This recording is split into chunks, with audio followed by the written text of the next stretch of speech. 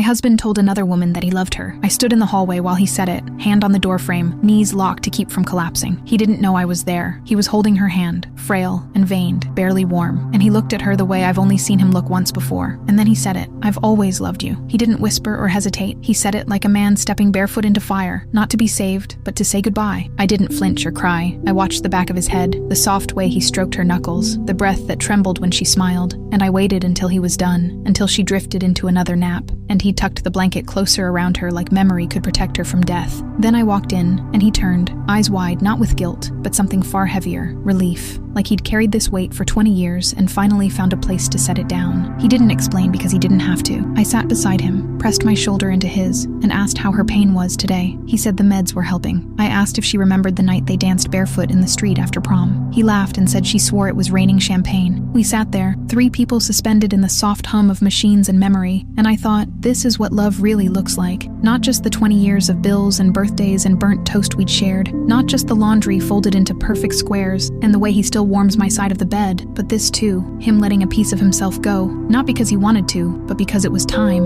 Her daughter brought tea. I asked about the wedding she's planning. We didn't speak of the future in that room, only the past and the present, and how sometimes they ache in the exact same place. And when it was time to leave, he kissed her forehead and thanked her, not for the years, or the memories, or even the love, but for calling, for letting him say it, for giving them both the chance to make peace with the truth they once buried to survive the lives they chose instead. We walked out holding hands, and he cried in the car like he hadn't in years. I didn't comfort him. I just listened. And when we got home, he made lentil and tomato soup, and while it simmered, he cut vegetables for curry with the same hands that once built a life with her and then chose to build a life with me. Tomorrow we'll bring her family food. I'll hug her daughter and sit with her husband and talk about the 80s and how long a shadow first love can cast. But tonight, I'll hold my husband a little tighter and say nothing at all, because sometimes the most powerful vows are the ones never spoken, just proven over time, over tears, over soup shared in silence. And when he finally sleeps, I'll watch him breathe and know this wasn't betrayal. It was grace, and I was lucky enough to witness it.